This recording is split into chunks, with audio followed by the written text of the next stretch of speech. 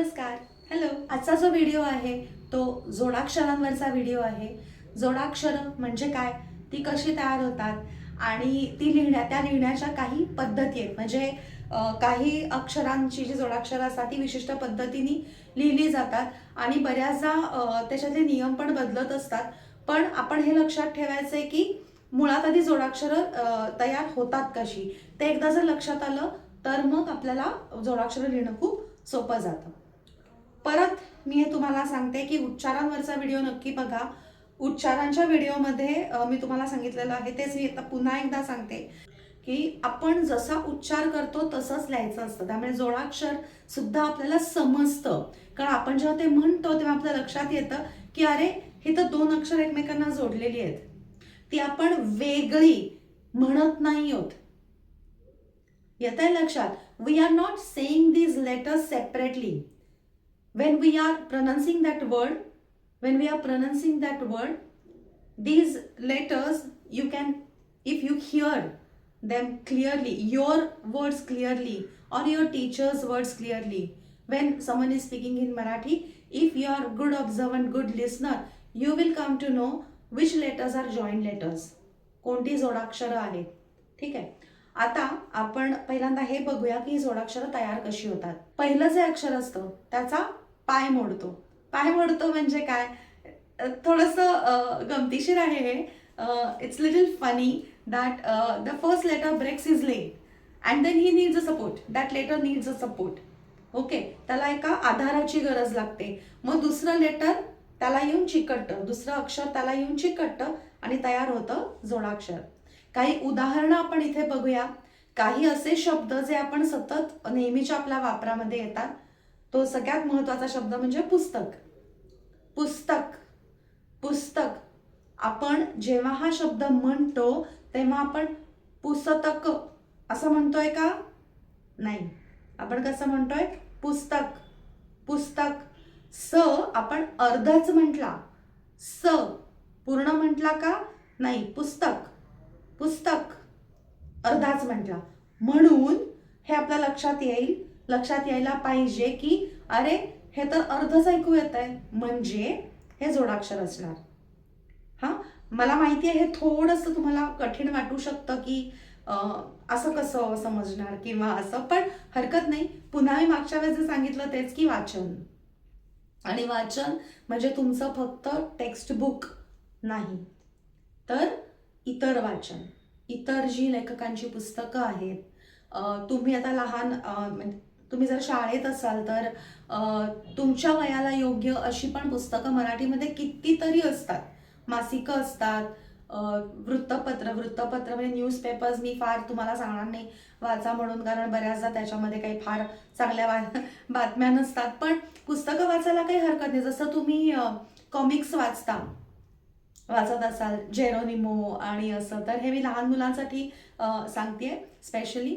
पण हे व्हिडिओज जे आहेत ते फक्त लहान मुलांसाठी नाही आहेत. बऱ्याचदा म्हणजे आपल्याला सुद्धा बऱ्याचदा मोठं झाल्यानंतर सुद्धा जर वाचन फारसं नसेल तर काही वेळेस हे आपल्याला गोंधळ काही शब्दांमध्ये होऊ शकतो. पण लहान मुलांसाठी मी सांगते की जरूर तुम्ही ही पुस्तकं वाचा. हां, त्याचा तुम्हाला खूप फायदा होईल. तर आता मी सांगितलं पुस्तक, तसे आपण अजून काही शब्द बघूया. कष्ट,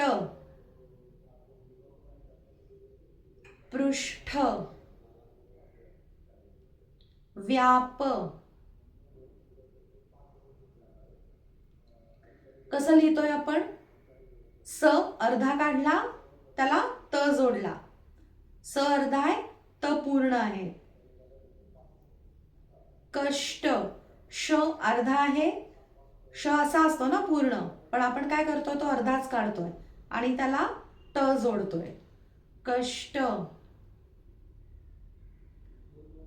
पृष्ठ, श अर्धा, ठ पूर्ण.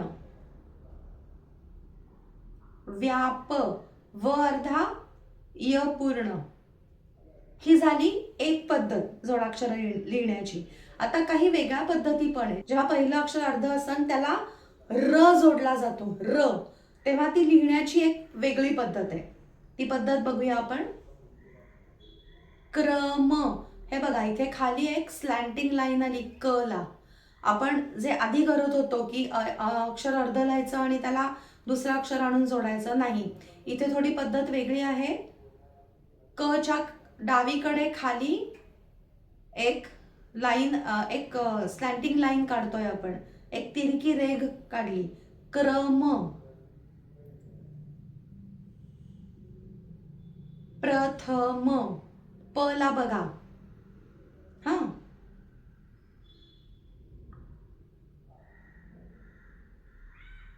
ग्राम,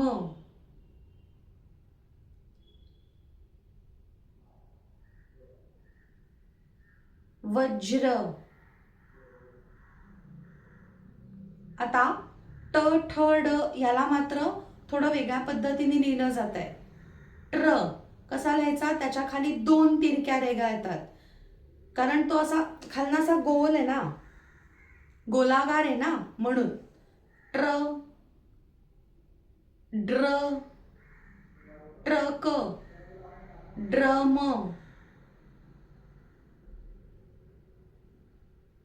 त्र. त्र कसा लिहायचा बघा, द्र,